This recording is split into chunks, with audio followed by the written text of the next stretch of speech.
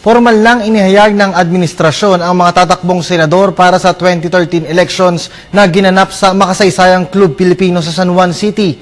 Nagkaisa naman ang mga dating magkatunggali na partido matapos makipag-alyansa ang Akbayan, Nationalista Party, Nationalist People's Coalition at laban ng Demokratikong Pilipino sa partido ng Liberal Party.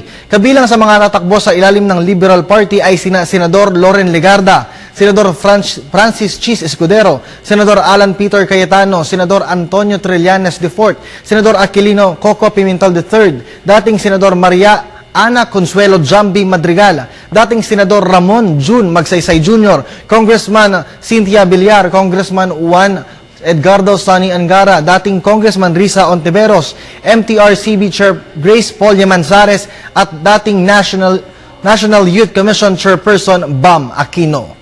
Dumalo naman sa proklamasyon sina Interior and Local Government Secretary Marojas, Acting LP President at DOTC Secretary June Abaya, House Speaker Sonny Belmonte at Senador Manny Villar. Samantala, sama-sama naman na naghain ng COCs ang mga tatakbong senador ng partidong United Nationalist Alliance. Kasama sa mga senatorial bet ang dalawang pinuno ng una na sina Vice President Jejomar Binay at dating Pangulong Joseph Estrada. Narito ang 8 sa mga senatorial candidates ng una na naghain ng COC. Sina Congressman JB Ejercito, Congressman Jack Enrile, Congressman Mitos Magsaysay, dating Senador Juan Miguel Subiri, dating Senador Ernesto Maceda, Senador Gringo Hunasan Richard Gordon, dating Governor Tingting Cojuangco.